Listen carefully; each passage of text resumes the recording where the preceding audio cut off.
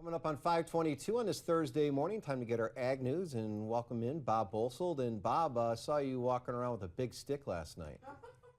Yeah, I did. I was down at Carson Park, and the guy had a Louisville Slugger baseball bat. Yeah. And I'm 6'5", and that bugger came up to here when I put it. So it's about. Well, you look good. I mean, It's been a long time. I didn't know how well I could swing it, but I went down to the Express game last night. And it was a lot of fun, and tell you, if you haven't been to an Express game, get down there. It really is fun. Mm-hmm. Good local baseball. These kids come from all over the country, and a lot of them end up in, not a lot, but there's a good number from that league that end up in the major leagues. Yeah. So it's good stuff. Yeah, we had fun last night. Could you tell the difference between my stance and Henry Aaron's? You were posing pretty good. Not as. That's the key word, posing. Well, let's move on, shall we, to more important business, and that's our farm news this morning.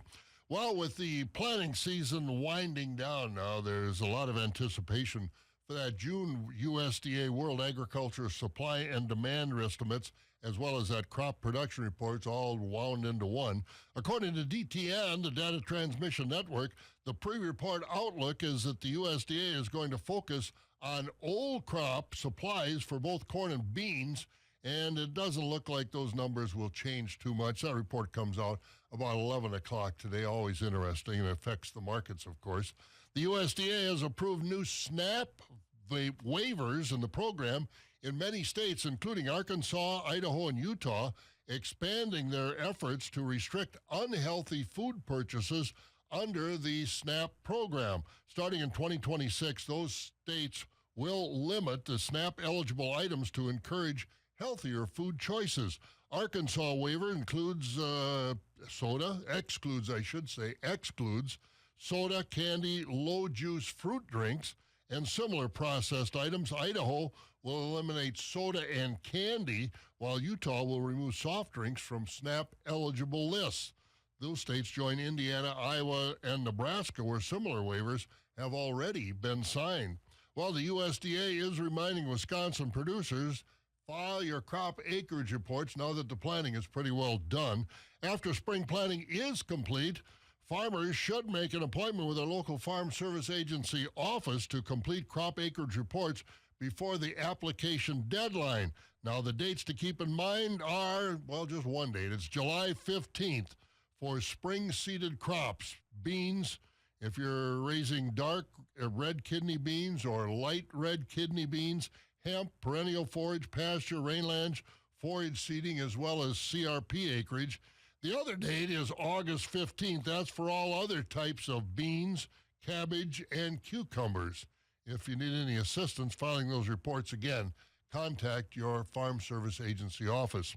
And the Wisconsin Department of Agriculture, Trade, and Consumer Protection has certified the Dairy Farmers of Wisconsin, used to be known as the Wisconsin Milk Marketing Board, the 2025 Board of Director election results.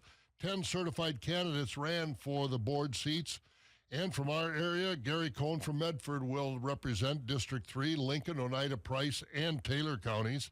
Alexandra Strashinsky from Boyd will represent District 6. District 6 is made up of Chippewa and Eau Claire counties. And Stephanie Hughes from Pittsville will represent District 12 over in central Wisconsin, Portage, Waushara, and Wood counties. They'll all start their 3-year terms on July 1st. And also the 96th Wisconsin FFA State Convention wrap up this morning with the naming of the new state FFA president. We'll have lots of that information for you tomorrow morning. All right, let's go to the markets, where, again, the markets were lower yesterday. That U.S.-China trade deal really doesn't amount to much, so it doesn't move the markets, and traders are more worried about fundamentals than that trade deal. July corn was down, and down another penny overnight to $4.35. Wheat down 2 to 3 cents at $5.31. July soybeans down 6 to 7 cents overnight at $10.43. Dairy markets also not a real good day there. Barrel cheese was down 0.5 cent. The block's down 2 cents. Butter did go up 2.5 cents to $2.53, but the Class 3 futures were lower. June down a penny at $18.80. July down 27 cents.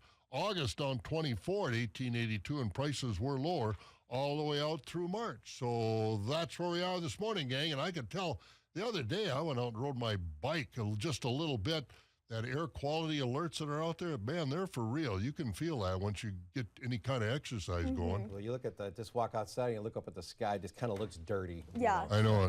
That's when my lawn's long. I'll use that for an excuse. I don't want to mow my lawn and have to have breathing problems. No, And it's going to rain again. You've got Oh, time. well, then I'm good. Then it doesn't get that much higher. Have a good one, you You too, guys. Bob. Bye-bye.